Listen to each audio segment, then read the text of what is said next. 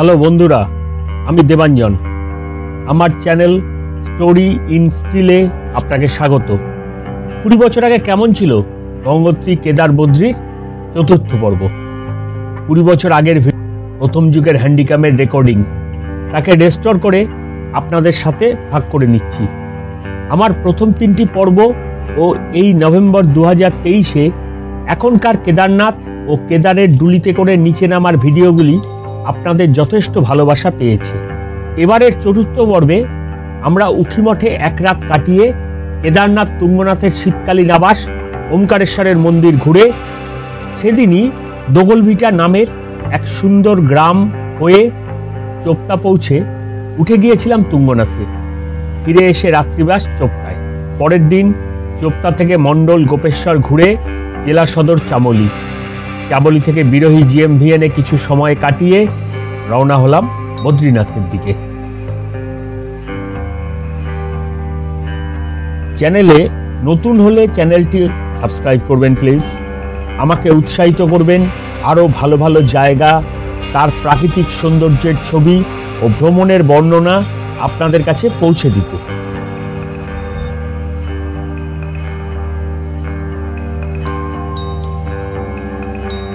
আমরা এসে পৌঁছেছি উখিমঠে।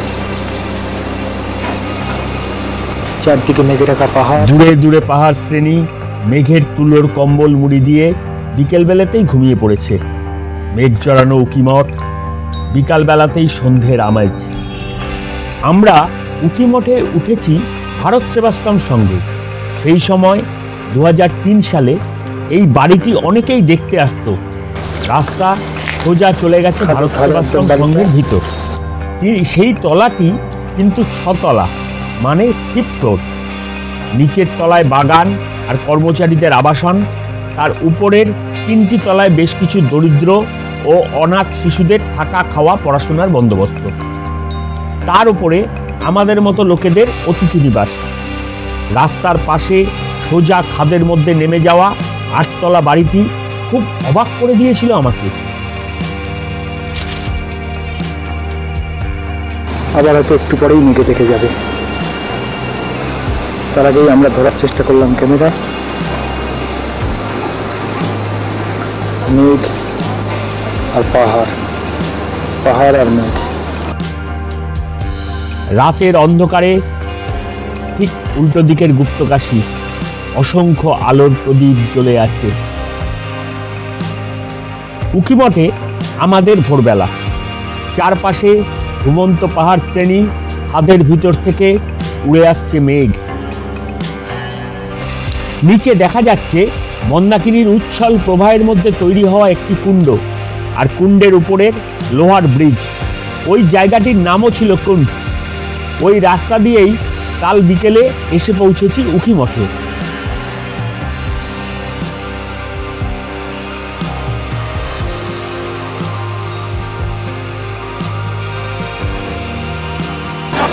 উঁচু পাহাড়ের মাঝখানে আমাদের ভারত সেবাশ্রম সঙ্গ। চারদিকে অসম্ভব সুন্দর দৃশ্য। কালকে যে পথ দিয়ে উঠে এসেছিলাম তার দৃশ্য। ওই পথের উপরেই দেখা যাচ্ছে গুপ্তকাশী।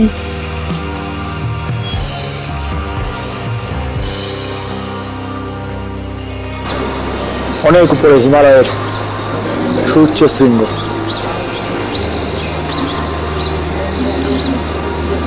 মেঘের আড়াল থেকে উঁকি দিচ্ছে সম্পূর্ণ তুষার ধবল হিমালয় চোখের সামনে। দেখা যাচ্ছে হাতি, ঘড়ি ও পালকি সিংহমালা। চারদিকে 180 ডিগ্রি রেঞ্জে দেখা যাচ্ছে তুষার শুভ্র পর্বতমালা। ধীরে ধীরে সরছে মেঘের আড়াল। বাইরে এসে দৃশ্যমান হচ্ছে কত জানা অজানা শৃঙ্গ।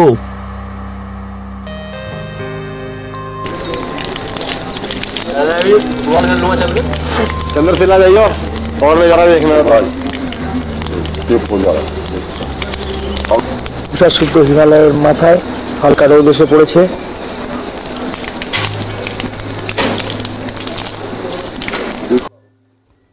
হাতি পর্বত, চূড়োর আকৃতি অনেকটা হাতির মতো। পাশেই ঘড়ি পর্বত, অনেকটা মেঘ এখনো এখানে আছে। তারও পাশে একটু দূরেই পালকি পর্বত, সাদা পাথরে মোড়া। অনেকটাই দেখা যাচ্ছে।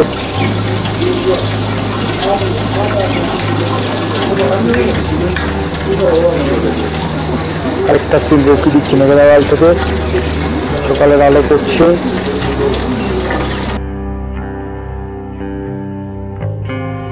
শুনেছিলাম আকাশ পরিষ্কার থাকলে এই উখিমঠ থেকেই নন্দাদেবী, দুনাগিরি, হাতি, ঘড়ি, পালকি সহ অসংখ্য পর্বতশৃঙ্গ দেখা যায়। সকাল গড়াচ্ছে, রোদ বাড়ছে, আরো পরিষ্কার হচ্ছে হিমালয়ের তুষার মুকুট।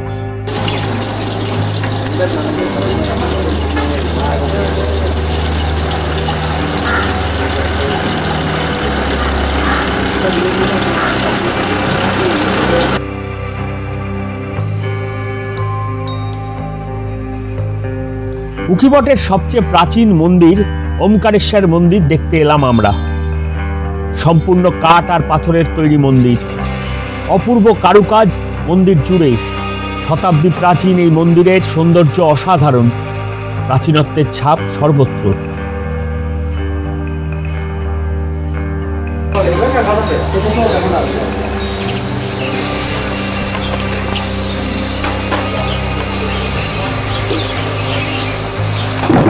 মন্দিরের দৃশ্য প্রাচীন মন্দির নাকি?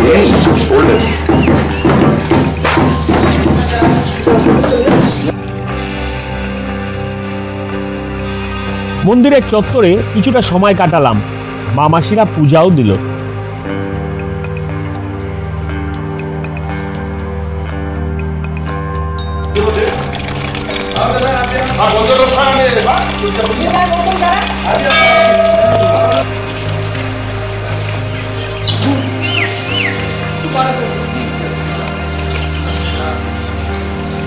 মন্দিরের অপূর্ব মূর্তি, সামনে নন্দ মূর্তি, মন্দিরের ভিতরের দৃশ্য। কেদারনাথ ও তুঙ্গনাথের শীতকালীন আবাস ওমকারেশ্বর মন্দিরের ভিতরের দৃশ্য। পুরোহিত ও নিত্য সেবার কাজে যুক্ত পূজারীদের নিয়ে বছরে 6 মাস কেদারনাথ ও তুঙ্গনাথ বাস করেন এই ওমকারেশ্বর মন্দিরেই। ওমকারেশ্বর মন্দিরের ভিতরে দাঁড়িয়েই কেটে যায় অনেকটা সময়।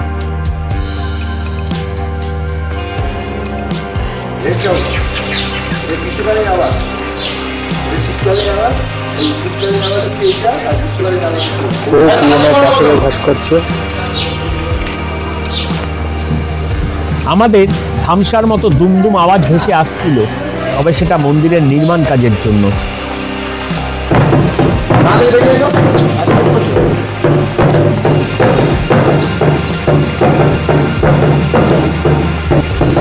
এখান থেকে আমরা যাবো তুঙ্গনাথ। পুজো দেওয়া হলো, প্রচুর ফটোও তোলা হলো। এবার এগিয়ে যাওয়ার পালা। দোগলবিটা যাবার আগে পথে পড়ল ফরেস্ট গেট। এন্ট্রি ফি দিয়ে তবে পা মানে গাড়ির চাকা গড়াবে এই পথে।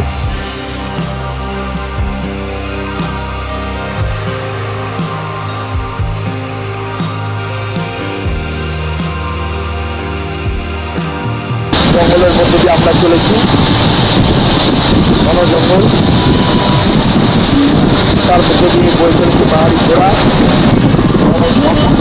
লোহার ব্রিজ,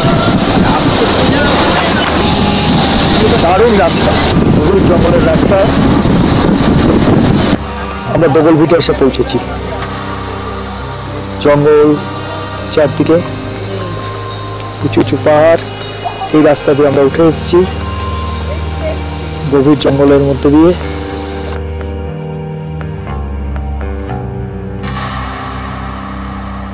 আমরা এসে পৌঁছলাম দোগলভিটায়।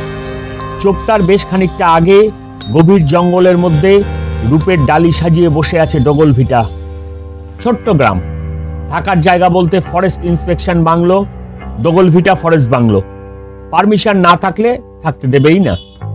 আমাদের পারমিশন ছিল না, থাকিও নি, তবু হেঁটে ঘুরে নিলাম পুরো বাংলোর চারপাশ।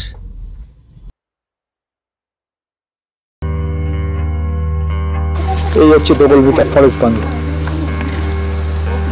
আমরা এগিয়ে যাবো চোপতার দিকে। দূর থেকে দোগলভিটার বাংলো, এই রাস্তা দিয়ে আমরা উঠে এসেছি।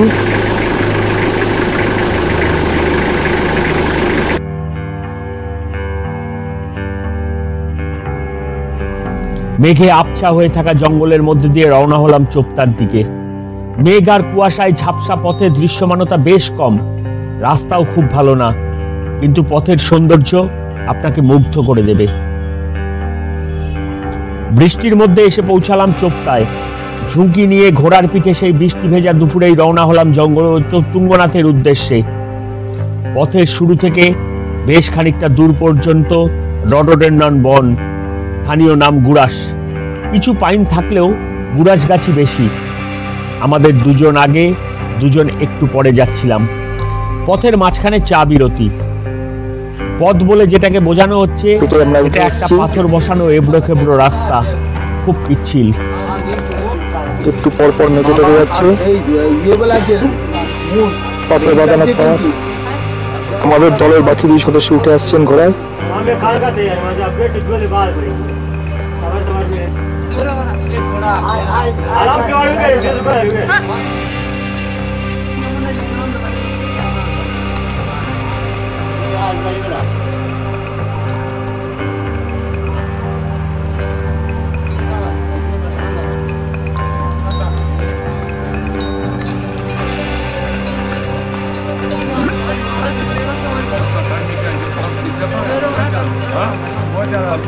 रास्ता बंद हो जाता है।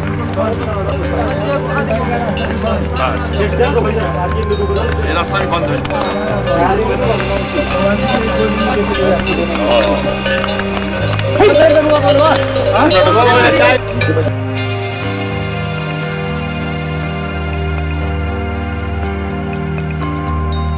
চায়ের বিরতিতে ঘোড়াগুলো একটু ঘাসও খেয়ে নিল।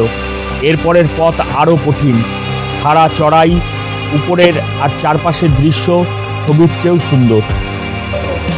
পথের মাঝে মেষপালকদের 2-1টি কুটির ও একটি চায়ের দোকান, পাহাড়ের ঢালে কাঠ, মাটি আর পাথর সাজিয়ে বানানো একটি চালাঘর, সেটাই দোকান। পাথর সাজিয়ে বানানো রাস্তা পাক খেতে খেতে উঠে গেছে উপরের দিকে। পিচ্ছিল এই পথে হাঁটা খুব কঠিন হতো। তুঙ্গনাথের মন্দির,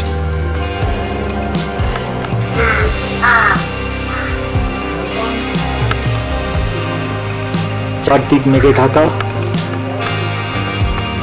মন্দিরের গায়ে রঙিন গঠনশৈলী, সামনে নন্দী মূর্তি, ছোট ছোট মন্দির আছে চারপাশে।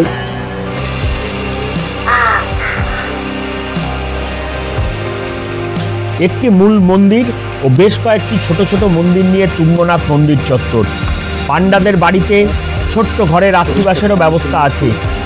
রঙিন আলপনা দেওয়া আছে মন্দিরে।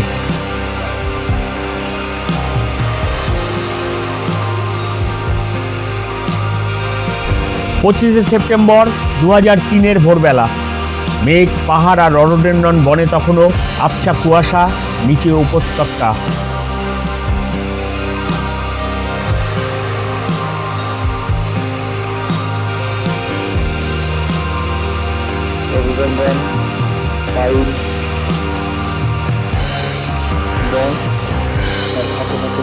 রডোডেন্ড্রন আর পাইনের জঙ্গল ঘেরা পাহাড়ি গ্রাম চোপতা।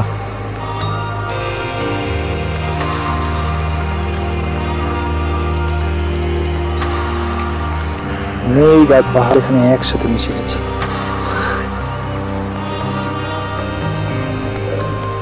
আমাদের কটেজের পাশে ভোরবেলায় আমাদের টিম লিডার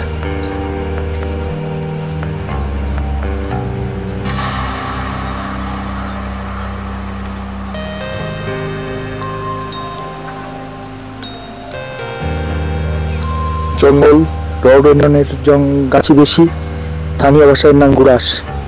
তার ফাঁক দিয়ে উঠে গেছে তুঙ্গনাথের পথ। এবার রওনা হবার পালা, চামলি হয়ে যোশীমঠের দিকে। গোছগাছ শুরু হয়ে গেছে। এবার ঘরে তালা দিয়ে রওনা হব। প্রচন্ড ঠান্ডা আর বিরাট বিরাট ইঁদুরের উৎপাত ছাড়া রাত্রিটা ভালোই কেটেছিল।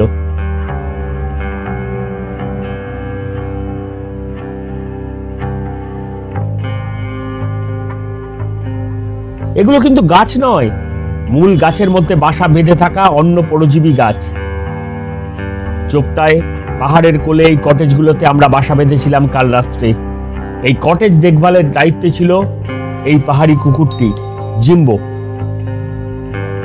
মেঘ আর পাহাড়ে মাখামাখি চোপতাকে ফেলে এবার রওনা হব যোশীমঠের দিকে।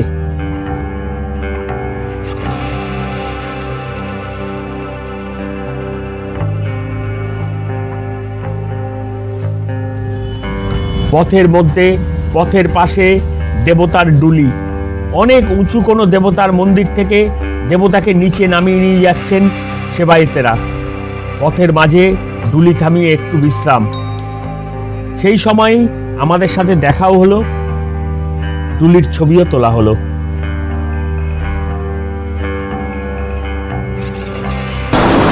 এই জঙ্গলে কস্তুরী মৃগ পাওয়া যায়। এখানে চিতা পাতা বেরোয়। রাস্তায় চলে গেছে জঙ্গলের মধ্যে দিয়ে মন্ডলে ঢুকতে। সামনের এই লোহা পুল পেরিয়ে ঢুকবো মন্ডলে। তার আগে পুলের ওপর গাড়ি থামিয়ে চললো ছবি তোলা। আমরা কিন্তু মন্ডলে থাকবো না, সোজা যোশীমঠে চলে যাব।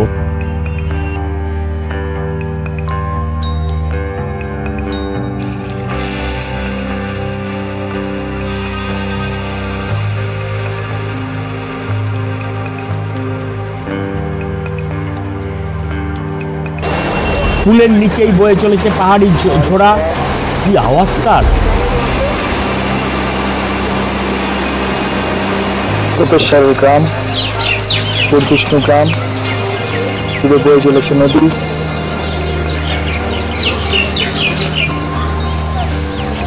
এই রাস্তা দিয়ে আমরা নেমে এসেছি। আমরা পৌঁছে গেছি অলকনন্দার ধারে। চামুলিতে এসে রুদ্রপ্রয়াগগামী রাস্তা আর কোটেশ্বরগামী রাস্তা একসাথে মিশেছে। আর সেই রাস্তা একদিকে চলে গেছে রুদ্রপ্রয়াগ, অন্যদিকে যোশীমঠ হয়ে বদ্রীনাথের দিকে। এখানে এবার বদ্রীনাথের পথে অলকনন্দাকে পাশে রেখে যাত্রা শুরু করব। সদস্যরা সবাই ফটো নিচ্ছেন। এই রাস্তায় চলে এসছে।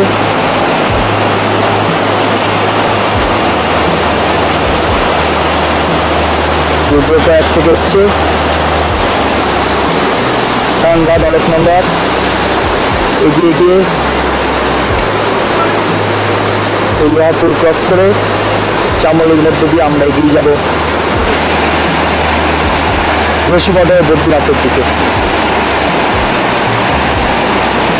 জেলা শহর চামলি। জেলা সদর চামলি বেশ ছড়ানো ফাঁকা ফাঁকা শহর। যেখানে দাঁড়িয়ে আছি সেখানে নিচ থেকে অলকনন্দার প্রচণ্ড গর্জন ভেসে আসছে।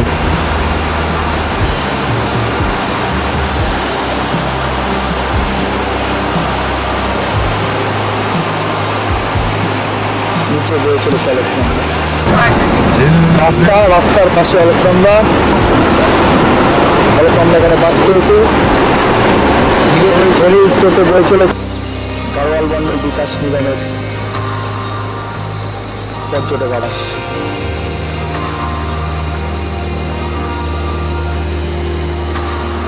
আমরা এসে পৌঁছালাম GMVN বা গাড়োয়াল মন্ডল বিকাশ নিগমের বিরোহী পর্যটক আবাস।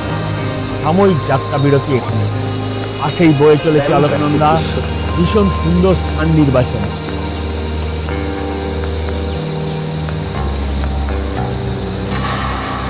এই রাস্তা দিয়ে যাবো আমরা বদ্রীর দিকে। ঠিকঠাক নিচ দিয়ে বয়ে চলেছে অলকনন্দা।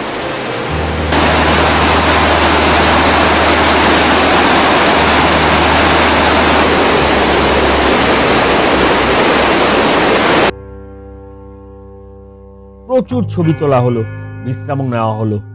চা খেয়ে আবার রওনা দিলাম।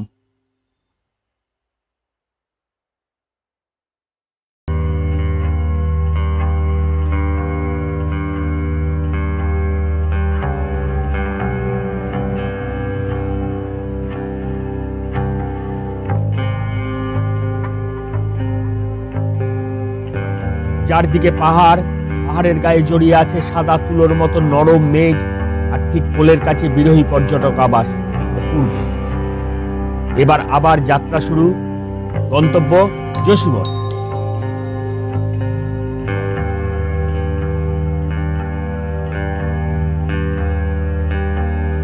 ভিডিওটি ভালো লাগলে সাবস্ক্রাইব করবেন। লাইক, শেয়ার, কমেন্ট ও সাবস্ক্রাইব করলে ভালো লাগবে। আপনাকে ধন্যবাদ ভিডিওটি দেখার জন্য। ভালো থাকুন, ভালো ঘুরুন। পরের পর্বে দেখা হচ্ছে।